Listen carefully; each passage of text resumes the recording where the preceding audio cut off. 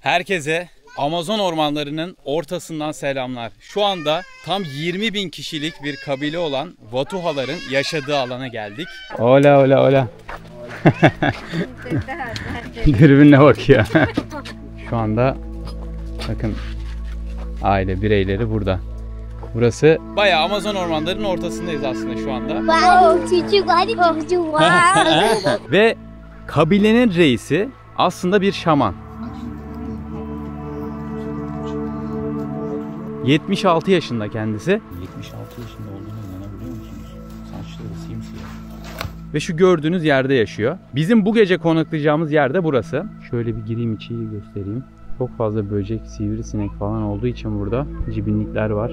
Bizim hamaklar da burada 4 tane. Az önce gördüğünüz büyük baba burada ritüelini gerçekleştiriyor. Bu gece gerçekleşecek.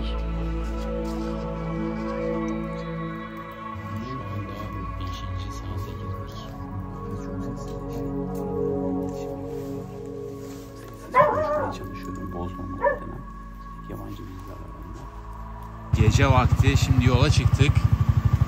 Amazon ormanlarında ilerliyoruz. Şimdi sizden Amazon ormanlarındaki bir nehirdeyken bir like istesem fazla olmaz herhalde diye düşünüyorum. Bir like'la bu videonun daha çok kişinin önüne çıkmasını sağlayabilirsiniz.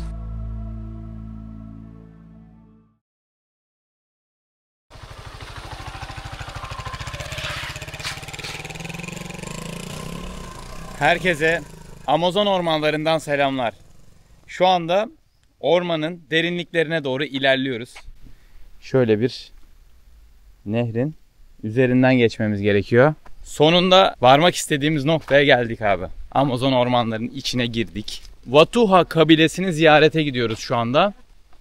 Ormanın içindeyiz. Kolombiya sınırındayız aslında. Bölgenin bir kısmı Venezuela'nın içinde, bir kısmı Kolombiya'nın içinde. Çok değişik bir yere doğru ilerliyoruz. ¿Cómo estás? ¿Cómo te llamas? Mi es Mert.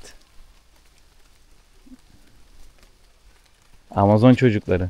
Nereye götürüyor bunu acaba ya? ¿Dónde ya? ¿A casa? Okay. Adiós amigos. Şimdi içeri doğru ilerleyeceğiz biraz. Ama yağmur başladı. Bu kadar erken bu yağmurun altına gireceğimizi düşünmüyordum. Yağmur yağınca şöyle bir çatı altında bekledik. 1,5-2 saatlik bir yolculuğumuz olacak ormanın içine doğru. Watuha kabilesine ancak o şekilde ulaşabiliriz. Ama aslında elinde hiçbir şey yoksa ateş yakabileceğim bir alet ya. Bunun adı ne acaba? Hiçbir şeyin yoksa vallahi gayet ateşini yakarsın.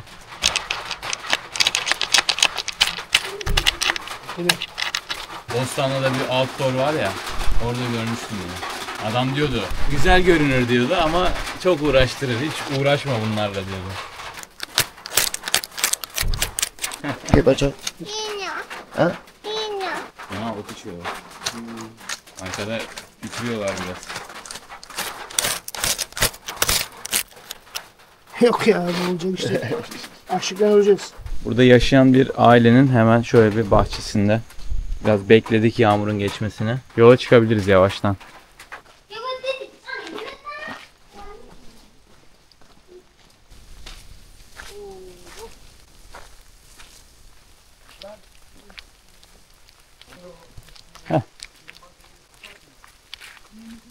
Belki de her gün okula gidip geliyor. Amazon ormanlarının şöyle bir özelliği var. Dünyadaki oksijen karbondioksit dengesini bu yağmur ormanları sağlıyor aslında. Ve dünyanın en büyük yağmur ormanı da Amazon. Yani burası.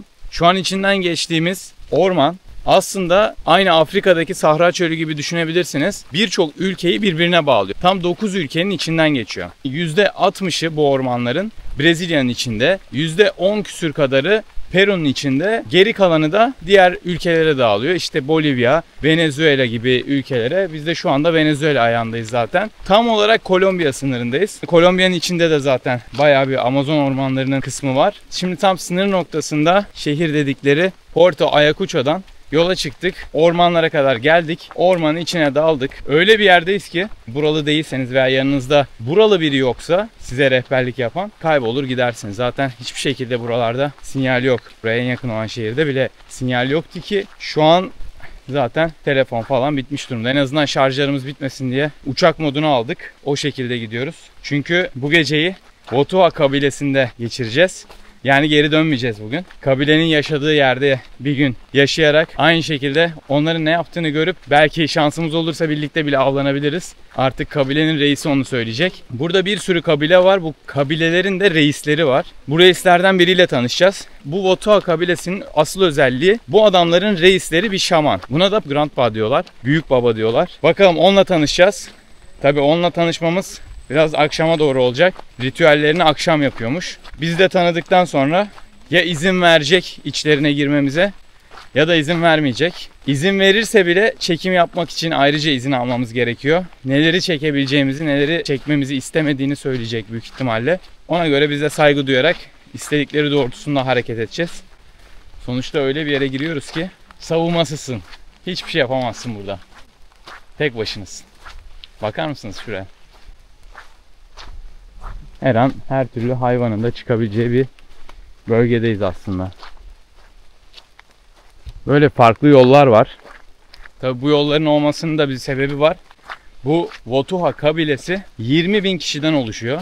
Amazon ormanlarına yayılmış durumdalar. Bu 20.000 Watoalı'dan 19.000'i Venezuelalı olarak sayılıyor. 1000 kişi de Kolombiyalı. Sınırın diğer tarafında bu şekilde tanınıyorlar en azından. Yani resmi olarak şuralı buralı dememiz gerekiyorsa bir ülke atfedeceksek bu kabilenin %99'u Venezuelalı, %1'i falan Kolombiyalı. Dediğim gibi sınırdayız o yüzden. Aşağıdan bir nehir akıyor.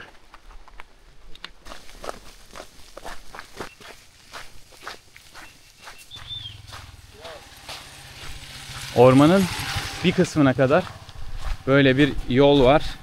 Ve bu yoldan motorlar en azından sadece geçiş yapabiliyor. Hola, hermano. Hola, ¿Cómo te llamas? Miguel Ángel. Y Leticia. Leticia. Sí, hola. Kaplanlara Leticia diyorlar galiba. Bir Leticia sesi duyduk. Hadi bakalım. Abi büyük Bu hata. ayakkabıya pişman olacaksınız. Büyük hata, büyük hata. Çok büyük hata. Evet, ekibimizi de şöyle gösterelim. Muharrem abi selamlar. Merhaba arkadaşlar. Muharrem abi biliyorsunuz önceki videolardan, Venezuela'dan. Abi şu çantayı soracağım. İsmine zimmetli gibi sanki, bir de Venezuela bayrağı var üstünde. Bir askeri çanta gibi görüyorum onu. Buranın askeriyesi hediye etti.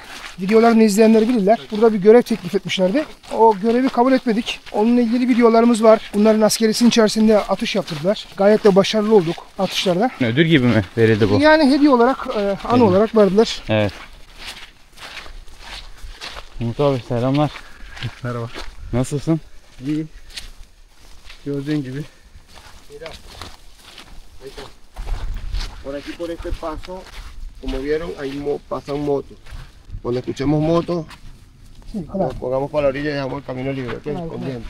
Bu motorun sesini duyduğunuz zaman kenara çekelim direkt. Ve Ali Can da burada. Herkese merhabalar. Macera başladı. Hadi bakalım.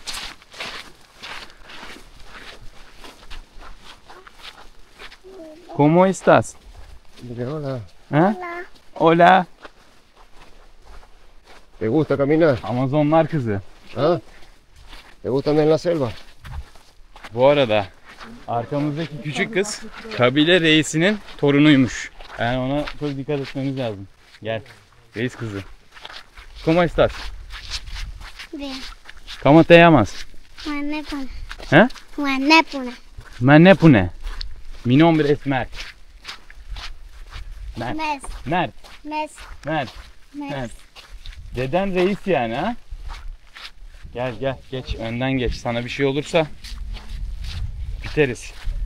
Önemli olan sensin. Reisin kızı. Okuldan geliyor herhalde.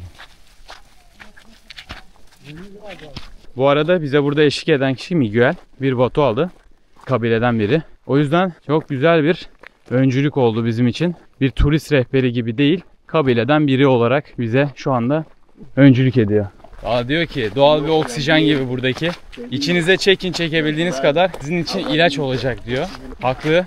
Az önce söylediğim gibi bu yağmur ormanları, Amazonlar özellikle dünyadaki dengeyi sağlıyor diyebiliriz. Öyle bir oksijen var burada yani. Yağmur da yağdı. Mis gibi bir hava.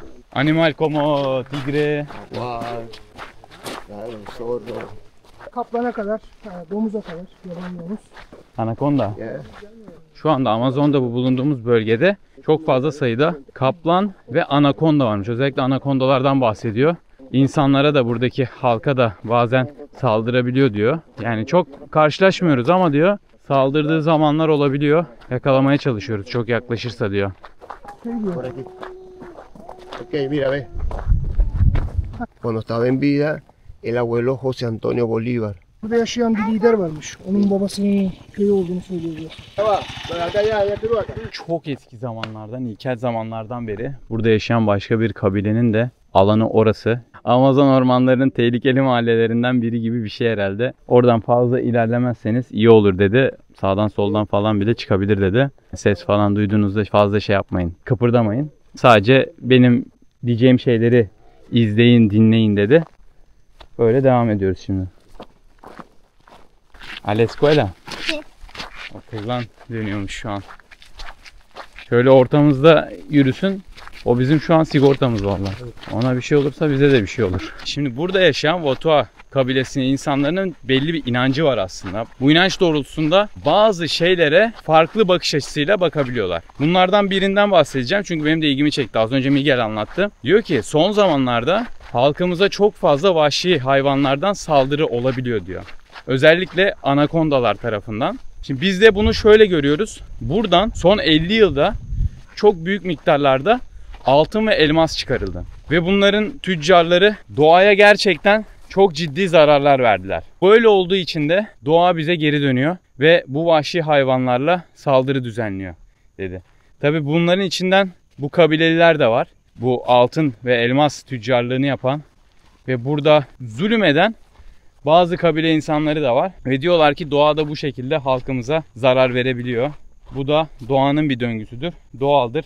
Olması gereken bir şeydir olarak bakıyorlar. Zaten şimdi gittiğimizde göreceksiniz kabileyi. Özellikle kabile reisinden bile pay biçebiliriz. Barış kabilesi. Hiçbir şekilde savaş aletleri kullanmıyor bu kabile. Yapamadıklarından değil, inançlarından dolayı hiçbir şekilde kullanmıyorlar. Savaşa her şekilde karşı bir kabileye gidiyoruz şu anda. Bizim savaşımız kendi içimizde diyorlar, ruhani diyorlar. O yüzden zaten reisleri de aynı zamanda şaman olarak nitelendiriliyor. Ve ön planda olan şey fani dünya değil, spiritüellik. Diğer dünyalarla iletişim. Gidince çok değişik şeyler bizi bekliyor muhtemelen. Bakalım neler göreceğiz. Biraz daha ilerledikçe daha ilginç bir hal alıyor buralar. Biraz kaygan. Şu doğaya bakın ya. Ne kadar güzel. Kaygan buralar. Abi bizim müthiş ayakkabı seçimlerimiz var ya. Buraya hangi ayakkabıyla gelinmez deseler herhalde bu iki ayakkabı olur ya. Ama yağmur yağacağını hesaplamamıştık o yüzden. Evet. Belki o kadar. O da garip bir iş. Nasıl hesaplamıyoruz abi? Amazon ormanlarına girdik. Dünyanın en çok yağmur olan ormanındayız. Türk aklı işte. Yani Vallahi öyle. Başka bir açıklaması yok herhalde. yağmur yoksa şemsiye olmaz. Yok abi. Az önce Miguel bir şeyden bahsetti. Hayatımda kullandığım ilk ilaç. Şimdi yazmayayım, onu da kısıtlamayalım. Aşağıda böyle yıldızlı noktalı bir şekilde görüyorsunuz onun ne olduğunu. Şimdi kısıtlama bir şey yemeyelim YouTube'dan. İlk kullandığım ilaç oydu diyor. Ve son kullandığım ilaç da muhtemelen o olacak diyor. Öyle bir inanç sistemi. Yani adamlar bu şekilde yaşıyor işte. Büyük ihtimalle sağda solda da ekili görebilirsiniz. Belki kameraya falan bile takılıyor olabilir farkında olmadan. Ya da biraz içerilerde bunlar yetiştiriliyor olabilir. Sí, la mitad. Abi yolun yarısına geldik. Evet, Amazon meydanına çıktık. Amazon meydanında hiçbir heykel yok. Vallahi var ya, belki inanmayacaksınız da şu an bize yolu gösteren reisin torunu. Miguel bile tam bilmiyor. Çünkü o da şu an bizi götürdüğü yerde yaşamıyor. Aynı kabiledenler ama şu an biz kabilenin en temel koluna gittiğimiz için bizi torun götürüyor. Sí. ¿Qué es eso? Metate Metate, ¿qué es? para pisar plantas. Indígenas. Ajá. Usaban aquí. Sí, el agua. Burada bakın eski Kızılderililer böyle otları dövüp ilaç yapıyorlarmış. Medisine. Sí, para preparar o para afilar los cuchillos. Tamam, bıçakları Para keselim. afilar. Şu sanki yemin ediyorum. Miguel, Miguel. Sí, vamos a parar aquí en la sombra. Gölgelikte bekleyelim. Şimdi su içelim dedik de Miguel dedi açıkta durmayalım yani. Az önce dediğim gibi çok fazla sayıda vahşi hayvan var, o yüzden Fazla bekleme yapmayın dedi. Normalde şehirlerin en güvenli yerleri, en temel yerleri meydanlar olur. Amazon'da öyle olmuyor pek. Amazon meydanındayız da. Burada pek öyle işlemiyor işler. Bu meydanda biraz durmak demek canınıza mal olabilir. Bak bizi şöyle köşeye çekti. Su içmemiz lazım. Bayağıdır yürüyoruz çünkü. Sıcak ve nemli hava bayağı. ¿Qué es eso? Mambe. Mambe. Mhm. Mambe. Mhm. ¿Qué es eso? Ingredient? This is a coca leaf. Coca leaf. Mm. Ah, okay. Mm. Gusto? Mhm. ¿Te gustas? Reis'in kızı çok asil ya. Öyle her şeye cevap vermiyor. Böyle yetiştirilmiş.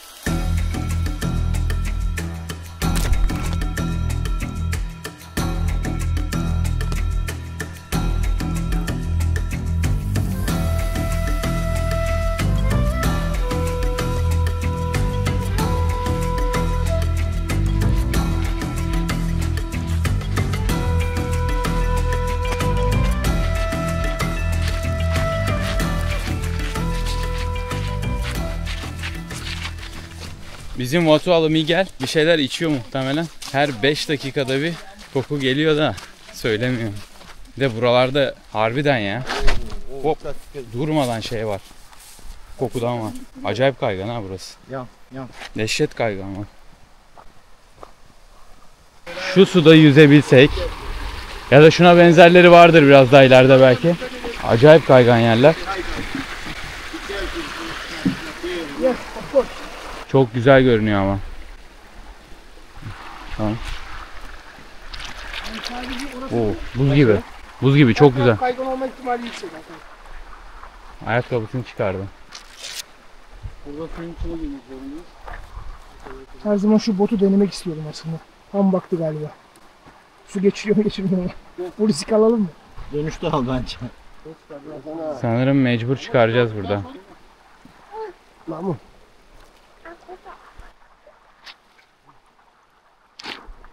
Öne koyuyor ha. Çek onu biraz. Heh. Yok abi bunlar. Mecbur çıkaracağız. Bunun olacak bir şey ya. Terliğin var. Terlik mi? Terliğim var. Terlik almadık. Terlik almadık. Ne terlik? Arkadaşlar, Orada bırak. Niye? Aldın mı? Poşete koymuştum alalım diye. Unut. Mert. Bak şuradan geçebilirsin.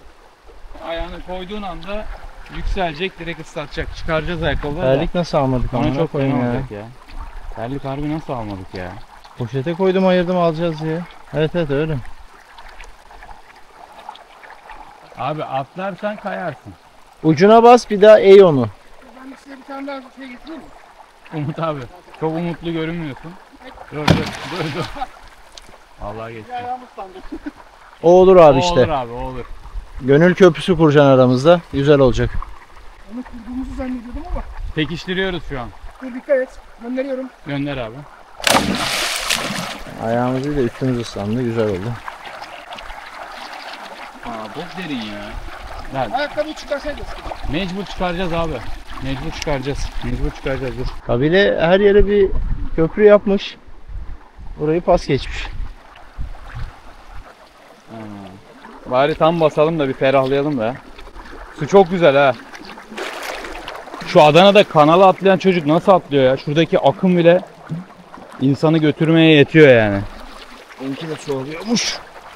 Öğrenmiş olduk. Niye denedin? O denemeyi daha kolay bir anda yapabilirdin. Tek ayakkabın buyken denemeseydin iyiydi sanki. Çok ince aldı, çok ince aldı. Havlu da aldık. Ya biz Havlu yanımıza almadın mı? yarım litre su aldık, başka hiçbir şey almadık ya. Lotua'dayız ya sanki. Hiçbir şey almayan kabile olduk ya. Okinawa karate hareketleriyle ayağımızı kurutarak şöyle giyeceğiz artık. Çünkü çorap da tek. Tek çorap, tek ayakkabı, Tek bayrak, tek millet. tek kabile. Orada 30 yaşından sonra o şekilde ayakkabı ve çorap giyebiliyorsan bayağı iyi bir haldeymişsin. Öyle mi? Evet, öyle bir bilgi. Bir de çanta var. O zaman çok çok iyisin. Git usta. Hep usta iyi balans giyiyor. Beni de demiyor ya, gelin geçsin falan. Bu insanları da tanıyor ve geçirmedi. Çocuk zaten su geçiren terliğiyle ıslanarak görevi başarıyla tamamladı. Abla da öyle. Cambazlıklar. Hazırlıksız gelirsen bu hallere düşersin işte. Seyfo dayının güzel bir sözü var bu tarz durumlarla ilgili. Hazırlıksız hacete giden taş ararmış. Evet, geçtik. Mehmet sudan geçince. Şu anda kabileye çok yaklaştık. Ese, mire, esa es familia de tu carajo. Mira cómo va sus hijos allá adelante corriendo. Burası kabilenin yaşadığı yerin girişi aslında da. Şşt. Henüz. Aa, dürbünle bakıyor bize. Yuka. Aa, Yuka. Hola. Hola, hola, hola. Dürbünle bakıyor. Gözler bozuk. Buenas. Buenas. Ne yapıyorsun sen onunla? Están preparando yuca. Sí. Bu arkadaş Yuka'ya hazırlanmasın diye sabote ediyor galiba. Bu yuka meyvesinin zehrini çıkarıyorlar. Böyle patatese benziyor, değişik bir şey. Çok lezzetli ama. Yuka. Sí, yuca. Yuka. Para comer? No? Para ser casabe. Ah, manioco. Cassava.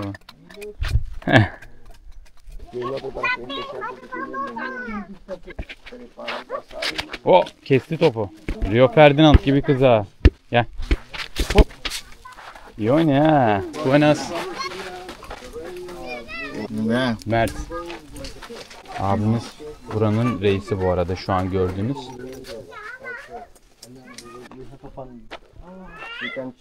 Wi-Fi? No, el wifi de aquí es Yopo. Es el wifi.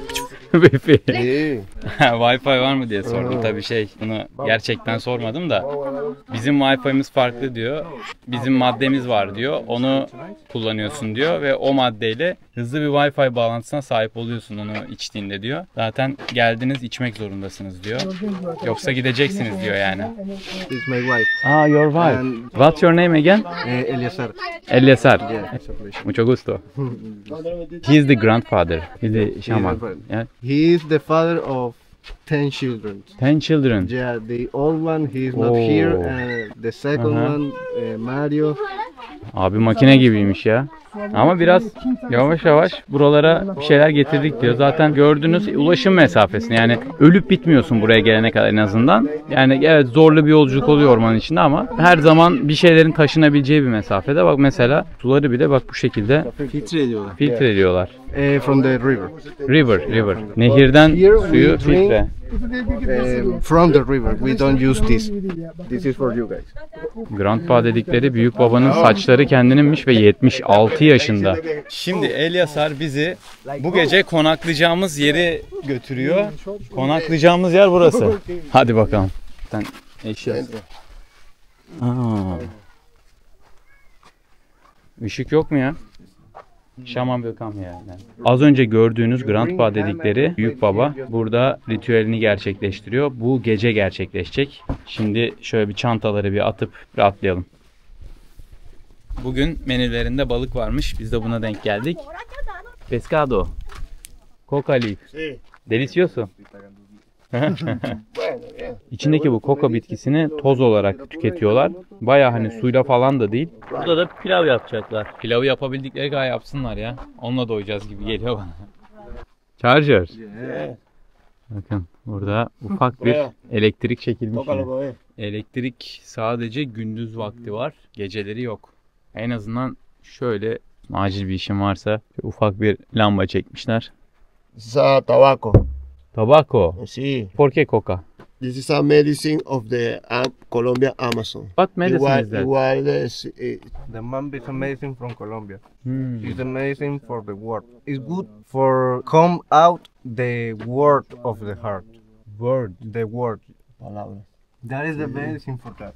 Like make you say good words. Exactly. By like heart. the really word. So it becomes more pure version of yourself. Exactly. Purity. Exactly. No lie. No lie. You only are going to speak with the truth. Bu arada şu an konuşan arkadaş İngilizce nasıl konuştuğunu merak ediyor olabilirsiniz. Kendisi normalde Karakaslı. Burada eşini buluyor ve buraya yerleşiyor. Yani aslında şu anda kabile onu kabul etmiş. Normal şehirli biri gibi. Ve İngilizcesi de gayet iyi. Şöyle tobacco'yu biraz eline alıyorsun. No. Bu şekilde alıyormuş. Do this. Solo. The only mambe you have to eat. Okay. But don't eat it at the moment. You have to make a pasta. Put in one side. Hmm. And then very slowly you are going to eat it. Okay, okay. Don't breathe. What is the word for saliva? Shit. Hmm. I don't remember that word. Por eso, because the tobacco, Porque te It's hace a- más saliva. saliva, the mixing What is with the the mambe, and this is Don't at the remember past. the- You forgot the word. Saliva, saliva. Tupan. Hmm. ¿Viste? No, so Mhm, no. mhm. Se va a producir the Like the past. water from the mouth. Okay? Abi dedikleri şey şu, bu koka ve bununla karıştırdığınızda ağzınızda böyle değişik bir kıvam alıyor. Pamuk gibi bir şey oluyor ağzında. Hemen yutma diyorlar. Ağzında kalsın. Bunun da faydası çok ilginç. Bundan sonra sözleri kalbinden çıkacak şekilde söylüyorsun diyorlar. Yani dürüstlük veriyor diyorlar. Bütün söyleyeceğin kelimeleri yalansız, dolansız bir şekilde ağzından çıkartıyorsun. Enteresan de. In the Difficult. beginning it's really difficult. I thought To eat Claro. because No. it's like you're going to feel calm. bu ilacın amacı sana yalan söylememeyi öğretmek. Hani şey demiyor, baş ağrısına iyi gelir, işte romatizmaya şöyle yapar, kalbe iyi gelir falan gibi bir şey değil. Spiritüel bir bitki diyor. Sí. Koka bitkisi feminen ruhu temsil eder. Tobacco ise maskülen ruhu temsil eder. Bunların ikisini kombinasyon yapacaksın ve ikisini beraber alacaksın ki gerçek bir kreasyon, gerçek bir yaratılış ortaya çıksın. O yüzden bunları beraber tüketiyorlar. Dürüstlük tozu. Virüslük tozu. Denemek ister misin? Nasıl tadı? Yani çok iyi diyemem.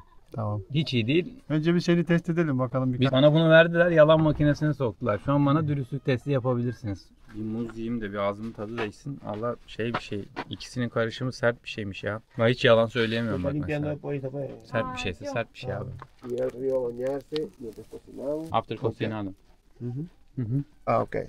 Bien. Yani İspanyolcayı yavaş yavaş konuşmaya başlıyorum ya. Allah 3 hafta oldu başlayalı. Güzel bir dil bu arada. Yani kulağıma hoş gelmeye başladı yani İspanyolca. Zaten o yüzden öğrenmesi keyifli. Yoksa bir dile motivasyonu yoksa gerçekten öğrenemiyorsun. Şimdi şu eline aldığım muz kızartmak için olan muz. Buna plantain diyorlar burada. Mesela şu muzlar direkt yemek için. Onu şu an elinde tuttuğumuzda kızartmak için. Çok sert oluyor. Yani bayağı böyle havuç falan doğrar gibi doğruyor onu. Şimdi bizim balıkları atıyor. ¿Qué era el nombre de pescado? Palometa. Balığın ismi Palomesta'ymış. Yine bu Amazonlardan çıkan balıklardan bu da. Çok lezzetli olduğunu söylüyorlar. Bakalım. Burada asla organik olmayan bir şeyi kullanmayız biz diyorlar. Aa, şu elimde tuttuğum papaya o kadar güzel görünüyor ki zaten sordum az önce. Çekirdekleri yenmiyor. Tam bir lif kaynağı. Topatan kavunu gibi çok lezzetli. Top atan. Duymadım hiç daha önce. Top atan mı? Hı hı. Kavunu duydum da top atanı duymadım ya. Bir cins o da.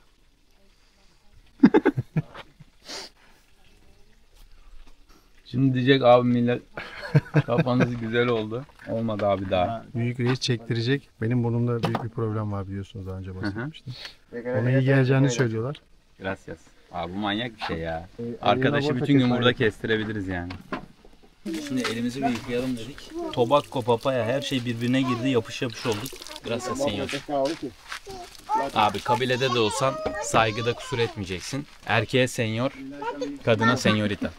Şehirde benim diyen kafede bile bulamayacağın organik frambuaz suyunu yapıyor şu anda. Yoksa böğürtlen mi? Benim aklıma şimdi şu geldi. Burada bir kabile yaşamı olsa da şu an Amazonların ortasında bir yerde olsak da bir tık elektrik var. Bu da bana şunu düşündürdü. Aslında ikisinin karışımı ne kadar güzel bir şey. Yani biraz teknoloji, biraz ilkellik. Şu frambuazı tamamen doğal şekilde alıyorsun doğadan ve sonra da böyle sıkıyorsun abi. Teknoloji Sunumda kullanarak. kolaylık sağlıyor en azından yani. Hani Ya da dil öğrenmeye çalışıyorsun. Abi telefonunu şarj ediyorsun. En azından hani oradan bir şeyler çalışabilirsin.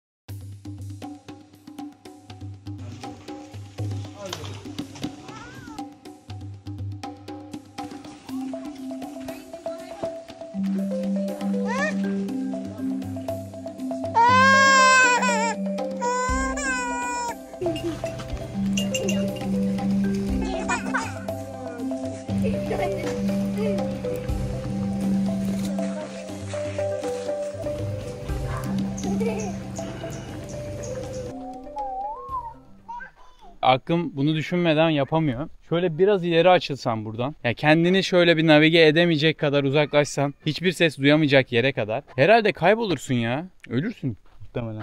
Amazon ormanları bana aynı böyle büyük okyanusların kenarına gittiğimdeki hissiyatı uyandırıyor. Biraz ürkütüyor insanı aslında. Şöyle biraz daha yürüyelim. Vatuaları tanıyalım. Bakın bu da yuka meyvesi. Zehrinden ayıklanması gerekiyor. Ola. Burada ayıklıyorlar. Şu anda bakın aile bireyleri burada. Burası büyük babanın yani grandpa dedikleri şamanın yaşadığı bölge. Bu Vatua kabilesinin en temel kısmı burası. Amazon ormanlarına bölge bölge ayrılıyorlar. Eso pollo? Pollo? Pescado, pescado. Palomete diye bir balık yapıyor teyzemiz. Tam 10 çocuğu var abi şamanın. Şaman babayı da birazdan göreceğiz, muhtemelen tanışacağız. O da bize bazı izinler verecek veya vermeyecek. Belki bu çektiklerimizi sildirecek, bilmiyorum. Göreceğiz. Buen provecho. 76 yaşındaki bu büyük baba dedikleri şamanın asıl yaşam alanı burası. Bunların içinde yaşıyorlar. Aynısından şöyle ufağı da var. Burada da çocuklar kalıyor. Şöyle bir girişi var. Bunun bir anlamı vardır. Soracağız birazdan da. Biz de burada konaklayacağız. Şöyle bir gireyim, içeriği göstereyim. Uyuyan var mı bilmiyorum da. Çok fazla böcek, sivrisinek falan olduğu için burada böyle bir sistem yapmışlar. Cibinlikler var. Bizim hamaklar da burada. 4 tane. Burada başkaları da var. Uyuyan varmış ya. Abi personel yemeği mi? Nasıl? şu pilavın tuzu yok. Pilavın tuzu yok. Taşlara da dikkat edelim. Gayet güzel görünüyor. Sadece şu taşa su atsak iyi olur. Karıncalar var da sorun yok çünkü burada zaten karınca yiyorlar. Hatta geleneksel karınca yemekleri falan var. Belki görebilirsek gösteririz. Ketçabı da Heinz kullanıyorlar ha. Tabii. Ama tabii ketçap değil, içindeki tuz.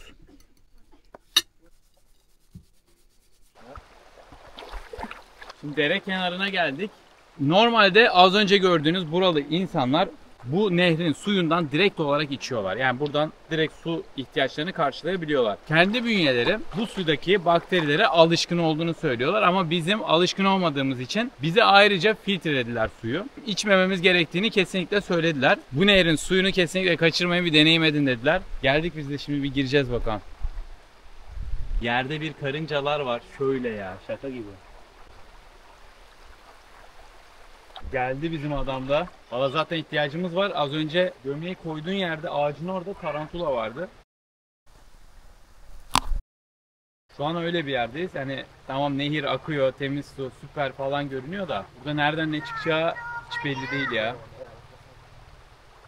Öyle bir akıntı ki resmen ayağını böyle keserek geçiyor. Çok acayip.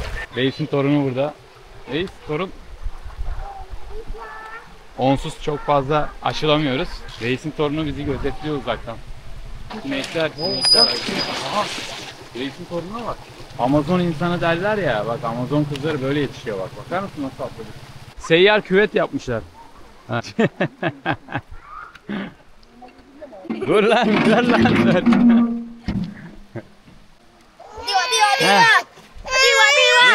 Diva. Aa, suya sokacak.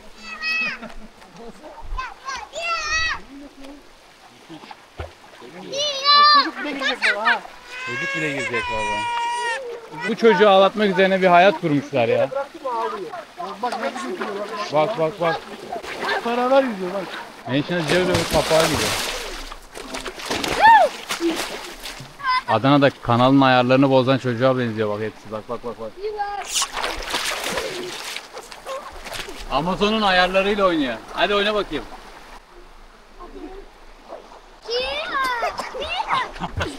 Ne ya? Ya. Bizim adam bile geldi.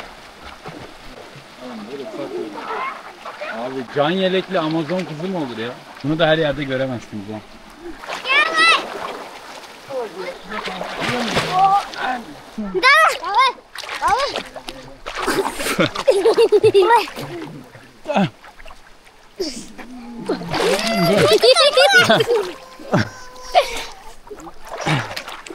Oğlum o çocuk oraya nasıl gitti? O çocuk oraya nasıl gitti? Hola niños.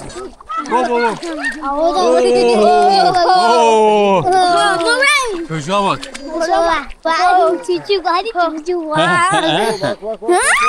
Ama nereye gidiyor? Oo. Bravo amigo. Atla lan. Atla lan. Allah atladı vallahi. Oğlum o değil de şu çocuk oraya nasıl gitti ya? O ne? O ne? Vur, şut.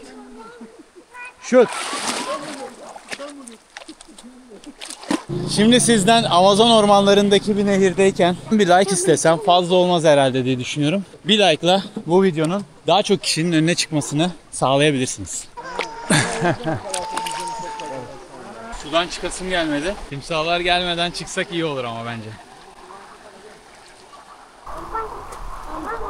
Tiplere bak ya. Şu anda ne kadar keyifliyim anlatamam size. Hayallerimden birini gerçekleştirdim diyebilirim. Güney Amerika kıtasını ben çok uzun zamandır erteliyordum. Latin Amerika coğrafyasını.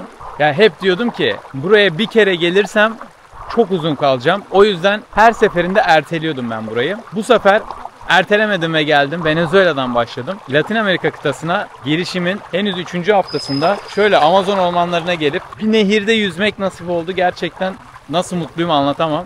Özellikle hava da bu kadar sıcak ve nemliyken şu nehre girmiş olmak acayip keyifliydi. Ola. Zor iş yapıyor valla. Baksana abi kayma düşme hiçbir korkusu yok çocuğun.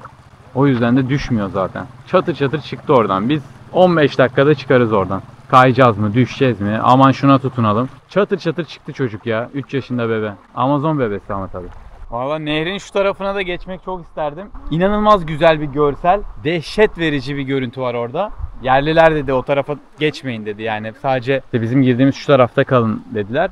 O yüzden biz bu tarafa hiç geçmiyoruz. Yani timsah mı çıkar ne çıkar bilmiyoruz. O yüzden o taraftan uzak durun dediler.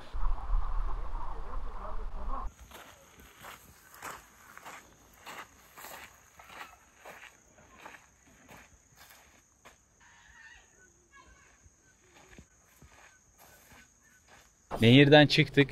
Şöyle bize bir Kolombiya kahvesi yapmışlar. Geleneksel yöntemlerle böyle güzel bir demleme yapmışlar. Abi işte bütün yol böyle sardı. Bizde ne kokuyor diyoruz. Burada her şey organik. Az önce sardığı şeyi de aşağıda yazıyla yazarız. Ne özendirici nitelikte olsun istiyorum ne de hani kısıtlama yiyelim YouTube'dan. O yüzden aşağıda yıldızlı, kareli falan böyle kodlu gibi yazarız o kelimeyi. Normal bir şey burada. Sonuçta yasal değil ama yani yerel yaşamda böyle kabilelerin yaşamında Amazon ormanlarının derinliklerinde buralar kimsenin toprağı gibi değil yani. Burası sadece burada yaşayanların toprağı gibi bakılabilir. Devletler veya hükümetler değişkendir ama halklar kalır yani. Onlar da göçebe olabilir ama çoğu zaman yerinde kalabilir ve geleneklerini de birlikte taşıyabilirler. Bu gelenekler de bazen sınırlardan çok daha ötedir. Aynen az önce gördüğünüz gibi burada böyle bir şey var. Adam sarıyor işte. Buna da ilaç gözüyle bakıyor. Medicine.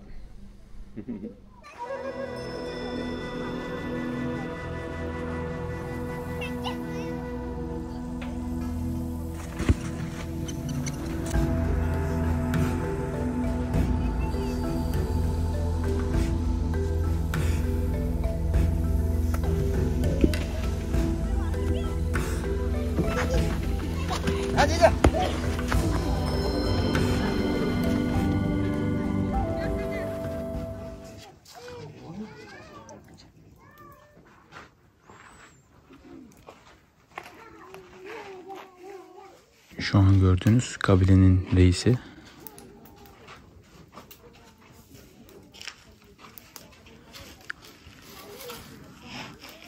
Aynı zamanda bir şaman.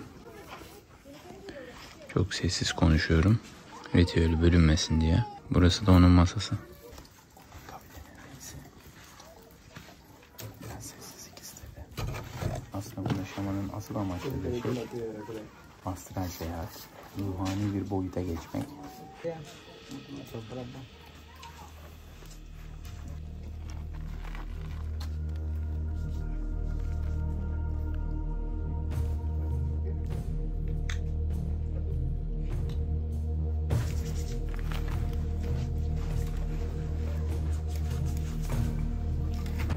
Ritüelin ruhu temizlediğine inanıyorlar. O yüzden kendileri aslında düzenli olarak yapıyorlar bu ritüeli.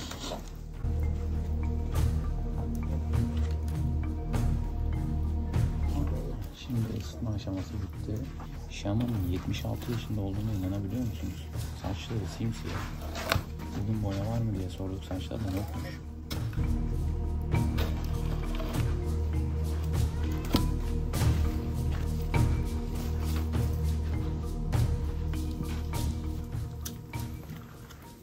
Abi doğru mu görüyorum? Nargile mi getirdin? Şamana nargile ikram edeceğiz. Beğenirse hediyemiz olur. Tabii konuştuk. Kabul etti yani. Evet. İlginç olacak yani. Çok ilginç olacak gibi. Zaten bunlar devamlı içiyorlar. İçiciler. Evet. Bundan daha iyi içecek gibi olamaz herhalde. Bence de. Bir süre sonra geldiğimizde bakıyoruz ki herkes nargile içmeye başlamış burada.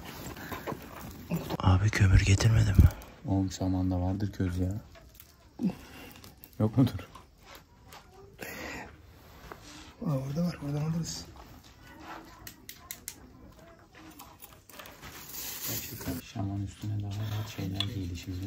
Herhalde biraz terleyecek ve terletecek hepimizi.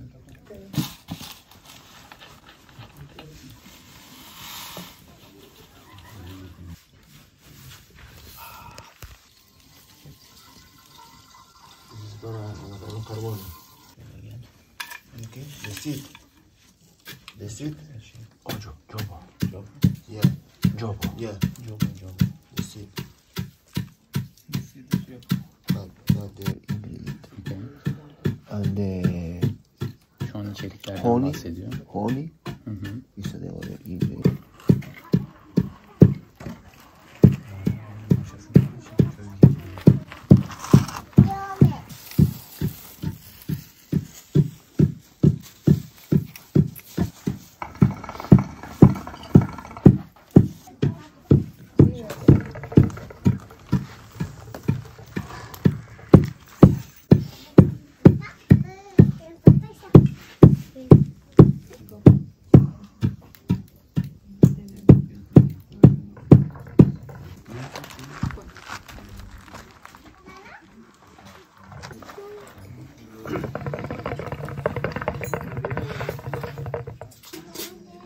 ¿Cómo? Sí, invítalo tú ahorita. Bueno, ocupados en el trabajo.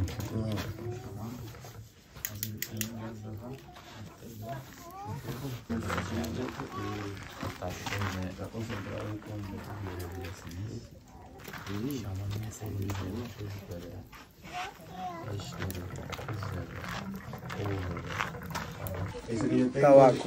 Tabaco. Tabaco. Solo tabaco. Sí, solo tabaco. Lo pasas con el fuego hacia arriba. ¿Ok? Cuando se lo vayas a dar él. Şimdi şu şekilde vermemiz gerektiğini söylüyor. Ben de nasıl alıyorum? Abi sen şöyle alıyorsun, Şuradan mı alıyorum? çekiyorsun. Sen çek. Tamam, ben bırakıyorum. Çünkü bu hareketi yapmamızın sebebi de yanan kısmı yukarı doğru bakacak ve yanındakini uzatırken aynen şu şekilde tutuyor olacaksın. Yanındaki kişi onu çekerken sen elini yavaşça bırakacaksın. Çünkü ritüelin bir parçası. Ve bu ritüelde bu hareketi yaparak herkes birbirine görünmez bir iple bağlandığını söylüyor.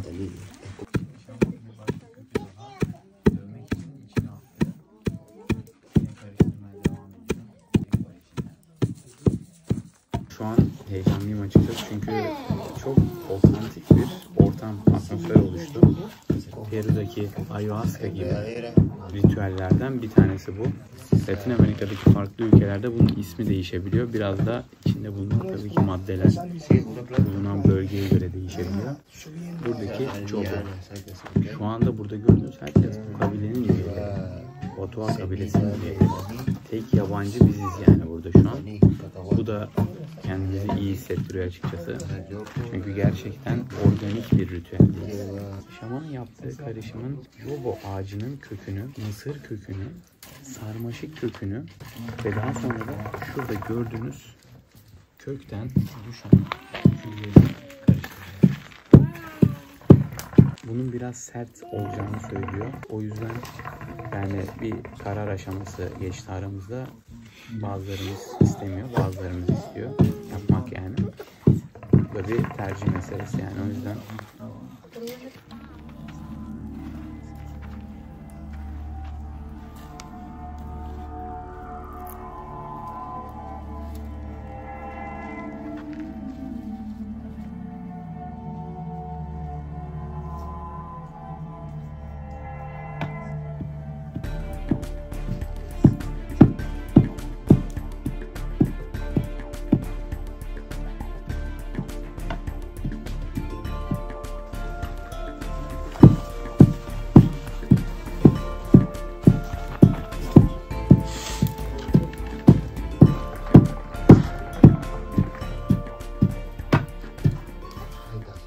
Conversando un poquito.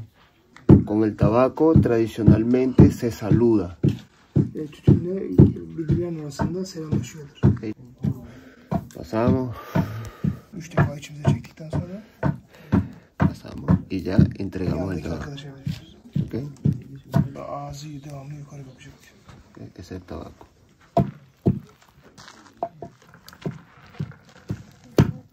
La otra planta que utiliza es droga. Y a las 12 de la noche, absolutamente. 12 de la noche, 4 horas, 5 horas.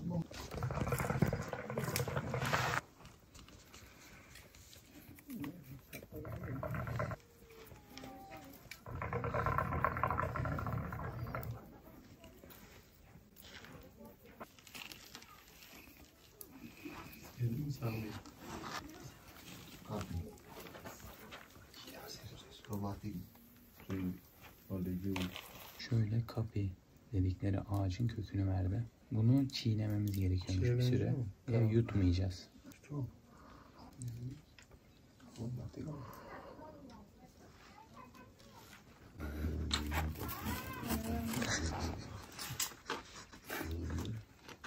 Benim başım dönmeye başladı.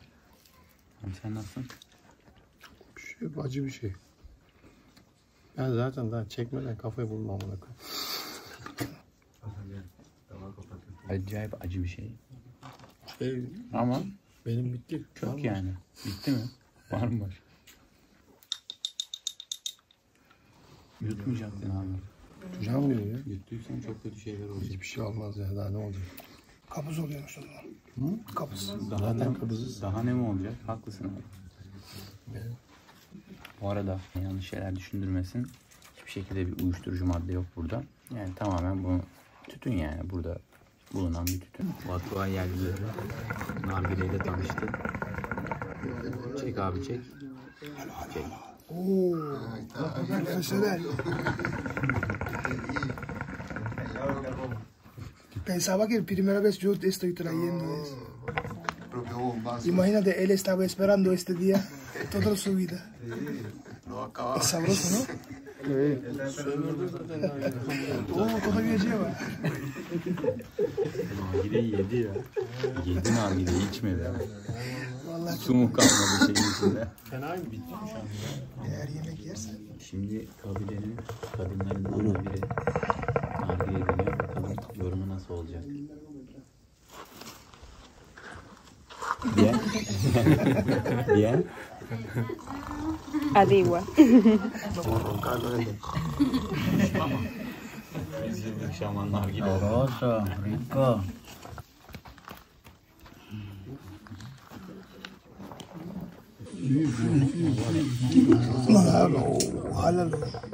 Şöyle bir 3 yıl sonra falan kabileyi geri ziyaret etsek herkesin elinde bir nargile olabilir.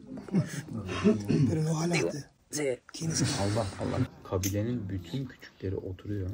Torunlar, çocuklar, herkes oturuyor yani. Asıl güçlü, kuvvetli olan insanlar.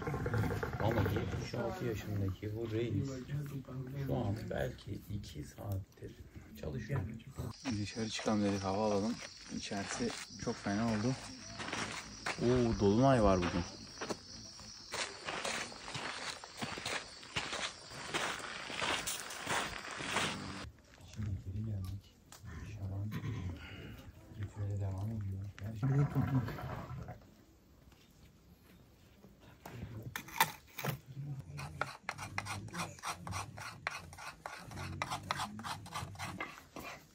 Va a poner el plato de esta manera y ñuaba.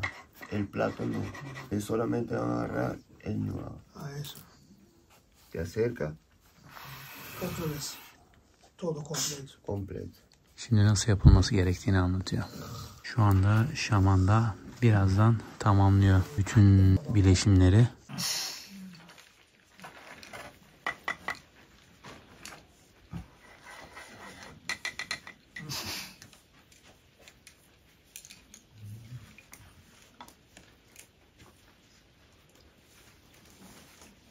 If you want to have the eyes open, you can. If you want close it, you can.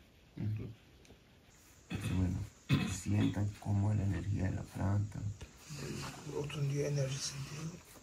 Algılayacaksınız. cómo se ve. Neler göreceğinizi diyor. Tari, maga maga, napoli, toriga, napoli, oh, ye, chandari, video, ye.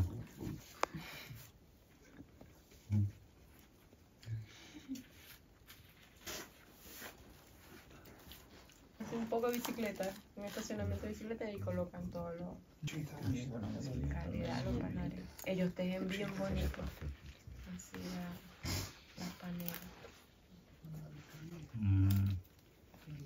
Paneles. Así una caída de agua, ¿vale? Grandote. Şu anda 5. saate girdik. Elektrik kaynağı tükendi. Yukarıdaki lambayı görüyorsunuz. Ufak el feneri gibi bir şey yani. Sadece şaman önündekileri görebilsin diye bir aydınlık kaynağı var. Arkadaşlar burada yaşayan kabileden 2 kişi normalde çok daha soğuk olduğunu söyledi ki bizim için aşırı sıcaktı. Hala da sıcak yani içeride. Kendileri tek tanrıya inanıyor. Şamanizm inancınıza devam ettiriyorlar belli ki. Abi tam çok ciddi olacağım. Senin nargile kadraja giriyor. Herkes çok sessiz işte. Aralarında iletişime giriyorlar. Sessiz konuşmaya çalışıyorum bozmamak adına. İşte yabancı bilgiler aralarında. Bu arada şaman hiçbir şekilde kimseye rastgele elindeki maddelerden vermiyor. İşte kimisine bilmem ne ağacının kökünü veriyor. Diyor ki sen şu an bunun için diyor. Diğerine 6 dakika geçiyor aradan. Başka bir ağaç kökünden bir şey veriyor. Ona diyor bunu çek gibi böyle farklı insanların buradaki kademeleri var muhtemelen. Ve bu kademelere göre vereceğini veriyor ve dozlarını ayarlıyor. Mesela biz ilk kez buraya geldiğimiz için bize sadece bu ağaç köklerinden yaptığı karışımı vücudumuza tanıtma odaklı bir doz vereceğini söyledi. Verdikten sonra da herkese, şu an görünüyor muyum bilmiyorum kamerada çok iyi ama tam şu şekilde oturmamızı söyledi ve yere odaklanıp etrafımızda geçen konuşmalara ve hareketlere kesinlikle müdahale olmayıp hareket etmememiz, konuşmamamız gerektiğini söyledi. 15-20 dakika kadar sürebileceğini söylüyor aynı zamanda ama hareket edip kusma isteği olduğunda hemen önüne yapmayıp çıkmaya kalkarsanız orada bazı şeyleri garanti edemem diyor. O yüzden sözünü dinlemek gerekiyor. La vuelta, da la vuelta. Şu anda Türkiye'de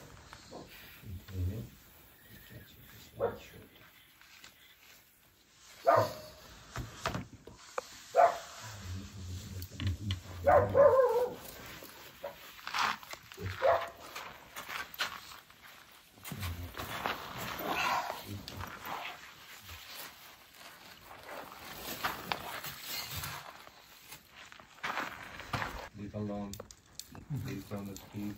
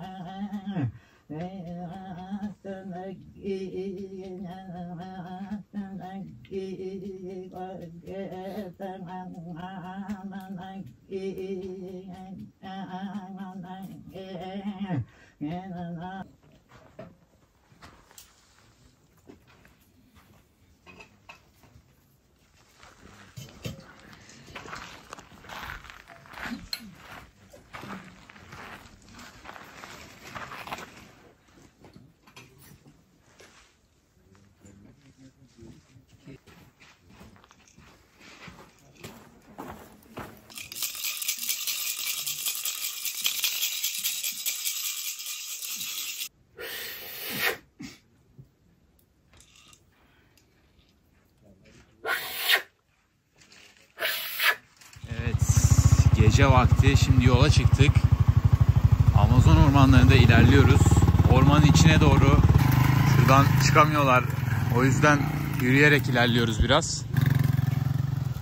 Size çoğu şeyi gösteremedim ama hayatımda yaşadığım en acayip gece idi bile diyebilirim.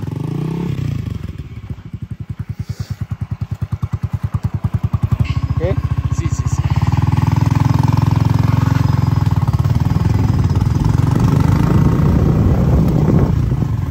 Lan ne güzel yol açmışlar ya. Tam bir motorluk. Dedim yaşar mıyız bir sıkıntı? Bu saatte çıkıyoruz.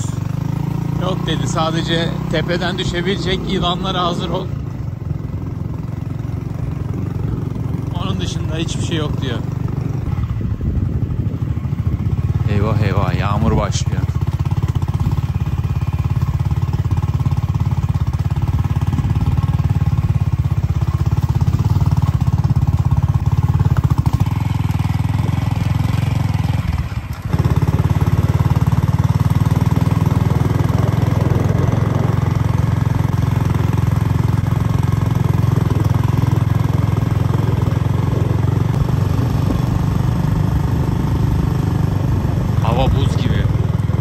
Hava buz gibi ya. Acayip soğuk. Gündüz ne kadar sıcaksa şu an o kadar soğuk.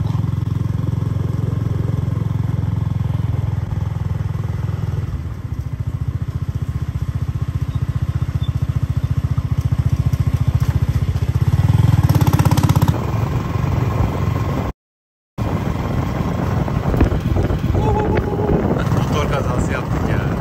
Allah kahretsin. Dedim az daha yavaş gitsek çok iyi olmaz mı? Yok diyor. Şu anda hani yavaşlama lüksümüz yok. Çok hızlı gitmemiz gerekiyor. Hayvanların av vakti. Her türlü hayvanda olabileceği için yakalanmak istemeyiz diyor. Emin ol, hızlı gitmek bir hayvana av olmaktan çok daha iyidir dedi de devam ediyor. Oo, renklere bakın. Şu renklere bakın ya.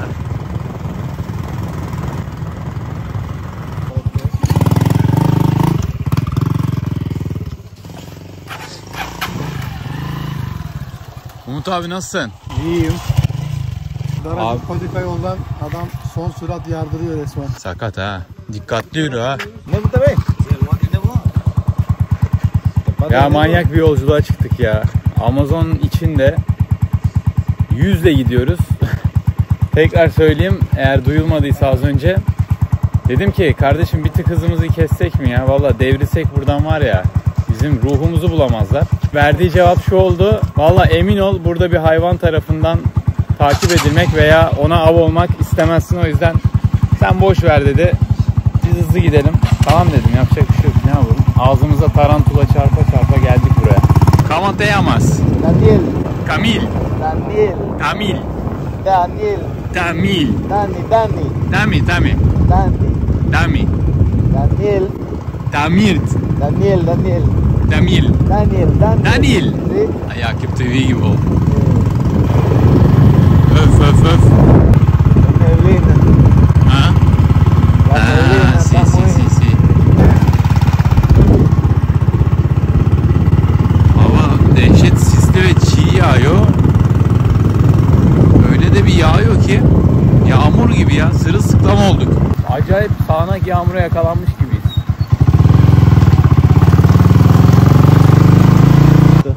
Okay, listo.